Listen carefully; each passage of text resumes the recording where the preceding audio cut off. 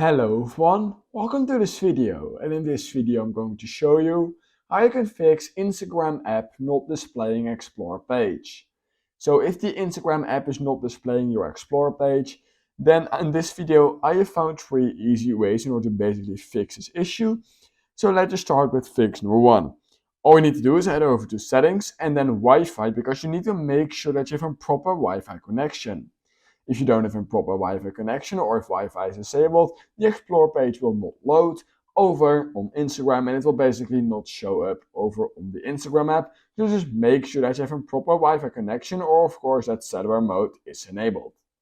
Now once you've double checked that basically and it's still not working, the Explore page is still not loading, it's just not there for some reason, there's just something wrong with the Explore page, then we can now head over to step number 2.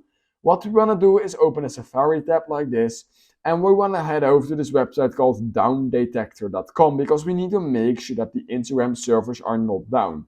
Sometimes this happens, it doesn't really happen that often, but sometimes it could happen that the Instagram servers are down, and this could cause issues with basically Instagram just not showing the Explore page or just not loading things over on the Explore page.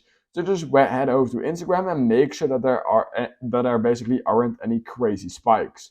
We can currently see that there are not any crazy spikes, and it basically says that Instagram is currently operational, meaning that there are no current problems at Instagram. So yeah, then we can also rule out this issue. Now, if you have double checked that basically and the Instagram app is not down, what we can do is simply clear the cache over on our Instagram app, and most of the time this fixes a lot of issues you are having with the Instagram app, including Instagram not showing the Explore page.